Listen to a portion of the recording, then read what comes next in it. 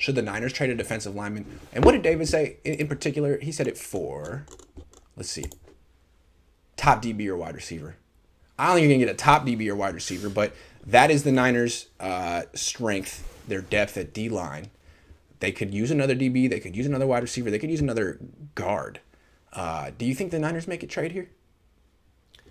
I think it's entirely possible that they do. I think it's more likely that we see one of the tail end guys get traded out and that we get back a late round pick. Because we do have a lot of gaps that we need to fill next offseason with cheap labor. I mean, we are up against the cap right now. It is tight. And it's going to be tight next year until we get rid of a large chunk of salary that we all anticipate will be removed. But even so, we have very few players under contract. We have a small amount of cap space, even after freeing up the quarterback position. So we do need those cost-controlled players. I could see that happening. I personally hope that we don't. I think that this defensive line has the potential to be even more elite than what we saw in 2019. And in order to do so, it has to come in waves. It has to be a relentless pursuit of the quarterback. And you have to have those varying degrees as you get down the depth chart. So I hope that we don't. I could see it for a late round pick. I don't think that we'll let go of anyone of substance that would get us back a top cornerback or wide receiver in return.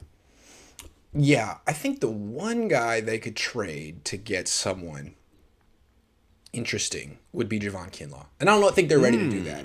But like, if you're trading player for player, sometimes what you can do is trade a young first round pick. Yep. Who maybe just played a year and didn't have a great year, but other teams scouted him. Other teams may have had a really high grade and been like, well, we have a different scheme, or we would have used him differently, or we really still like him. We think there's potential there, and we have a first round pick also that's kind of, we don't really like as much, or we've kind of soured on, but maybe like the Jags with C.J. Henderson, same drafted around the same spot.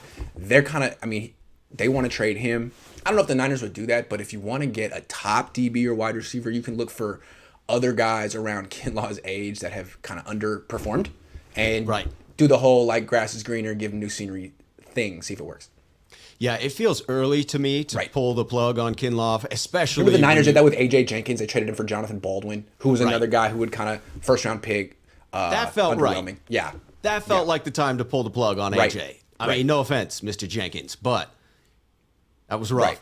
But with again, Kinlaw, you didn't get anything for him. You got Jonathan Baldwin. You hear John Lynch still talk about Kinlaw. They're still pumping him up. Maybe that's the pump and dump. Who knows? But I would say probably more likely that they still see that potential in him. No, I'm just saying if I were in the room as quality control, which I should be, and they were saying like, hey, we're thinking about trading Kevin Givens for a 7th round pick, I'd be like, okay, that's one thing you could do. But have you considered trading Javon Kinlaw for a former 1st round pick? I'm just saying. And they'd be like, you're out. You're fired. I'm like, you don't pay me, so you can't fire me. I would assume they have you on in the background already. I would think so. I mean, that's why they've logical. done so much better this offseason. No season-long injuries in training camp. Where do you think they got that from? That was my idea. I was like, don't get your players hurt. They were like, no injuries. Okay. All right. Okay, Grant. So, you're welcome. Thank you.